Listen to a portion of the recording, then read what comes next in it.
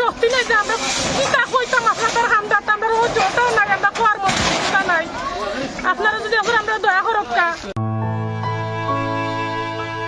গোলাপগঞ্জের ভাদেশ্বর ইউনিয়নের ৯ নং ওয়ার্ডের ফতেপুর পূর্বপাড়ায় কুশিয়ারা নদীর হঠাৎ ভাঙনে বিলীন হয়ে গেছে ৫টি পরিবারের বসতবাড়ি। মঙ্গলবার বিকেলে এ নদী ভাঙনের ঘটনা ঘটে। জানা যায়, মঙ্গলবার বিকেল ২:৩০টার দিকে হঠাৎ নদী ভাঙন দেখা দিলে চোখের পলকেই ফতেপুর পূর্বপাড়া গ্রামের আবুল হোসেন, আবুল কাহের, মুসলিম উদ্দিন, আব্দুল আহমদ এবং হারুন মিয়ার বসতবাড়ি মুহূর্তের মধ্যেই চোখের সামনেই বিলীন হয়ে যায়। কিছু বুঝে ওঠার আগেই পরিবারগুলোর মাথা গোজার ঠাঁই একমাত্র ঘর, আসবাবপত্র, গাছগাছালি নদীগর্ভে তলিয়ে যায়। কয়েকটি ঘরে কিছু আসবাবপত্র উদ্ধার করা গেলেও অধিকাংশ ঘরের আসবাবপত্র নদীতে তলিয়ে গেছে। একমাত্র মাথা গোজার ঠাঁই বসত ভিটাসহ সবকিছু হারিয়ে পরিবারগুলো অসহায় হয়ে পড়েছে। পরিবারগুলোর সাহায্যে ও নদী ভাঙন রোধে প্রশাসন সহ সিলেট ৬ আসনের এমপি মহোদয়ের দৃষ্টি কামনা করেছেন এলাকাবাসী। এটা হলো গিয়ে ফতেপুর পূর্বপাড়া হঠাৎ করে এই যে নদী ভাঙ্গনে বেশ কয়েকটা বাড়িঘর নদী গর্ভে বিলীন হয়ে গেছে। এখন এরার আর্থিক অবস্থাও কিন্তু খুবই শোচনীয়। আপনারা দেখতে পাইরা এই যে গড় টিন সেটর বা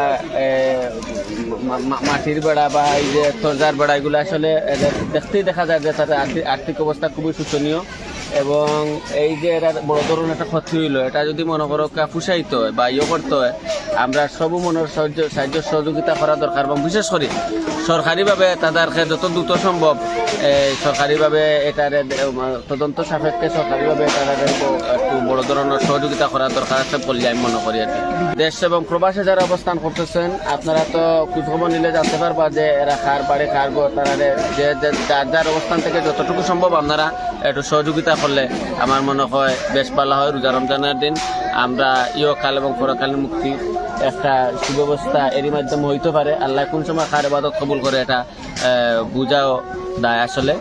আর আমি আশা করবো সবে যেন আমরা তারারে যে যার যে অবস্থান থাকিয়ে আরই আমরা মালিকানা ভাবে যার অবস্থান থেকে আমরা সহযোগিতা করবো। এবং সরকার দেখো যদি সরকার নিত নদী ভাঙ্গার সিদ্ধান্ত নিত বলো চালাইতো তাহলে আজকেও দশাটা হইতো না। দেখো সব ভাঙ্গে লিয়া যাবে। আপনারা দয়া করে দেখো আমার ভাই নাই, জমিনও নাই, বাড়িও নাই, কোনটা না আমরা হাত ৮ লাখের বাড়ি করতে হলতায় গেছি। আমরা নিরসায় আপনারা যদি সরকার সাহায্য করেন আমরা উপকার হইব। আমরা নিঃস্ব হয়ে গেছি। বর্তমানে আমরা থাকার জায়গাও নাই।